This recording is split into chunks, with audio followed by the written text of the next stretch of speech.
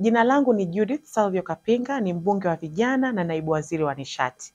Kuelekea siku ya wanawake kwa mwaka huu wa 2025 ambapo kauli mbiu ni wanawake na wasichana tuimarishe haki, usawa na uwezeshaji. Haki, usawa na uwezeshaji wa wanawake kiuchumi vinaendana moja kwa moja na uboreshaji wa sekta za msingi kwenye jamii. Tulikotoka na hapa tulipo kama taifa, kwa kweli tumepiga hatua kubwa sana kwenye kuboresha ustawi wa wanawake.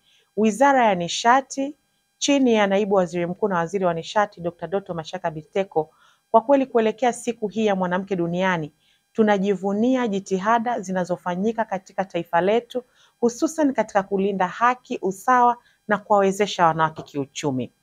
Tumepeleka umeme kwenye vitongoji zaidi ya vitongoji 33, lakini kupitia nishati safi ya kupikia ambayo ni ajenda ya Mheshimiwa Rais, kupitia programu mbalimbali tumepeleka mitungi karibia 420 ya ruzuku, lakini majiko banifu 200, majiko ya umeme, na kupitia taasisi zingine hususan STAMICO, mkaa ule Rafiki briquettes unasambazwa, yote kwa ajili ya kuboresha ustawi wa mwanamke na kuongeza thamani yake katika kujihusisha na shughuli za maendeleo katika jamii.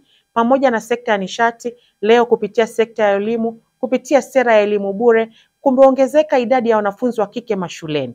Kupitia sekta ya afya, kwa uwekezaji wa kwenye vituo vya afya na kuboresha huduma, umewafanya wanawake wapate uhakika wa kuendelea na shughuli zao za uzalishaji, kwa sababu wakipata changamoto za kiafya wanapata matibabu stahiki.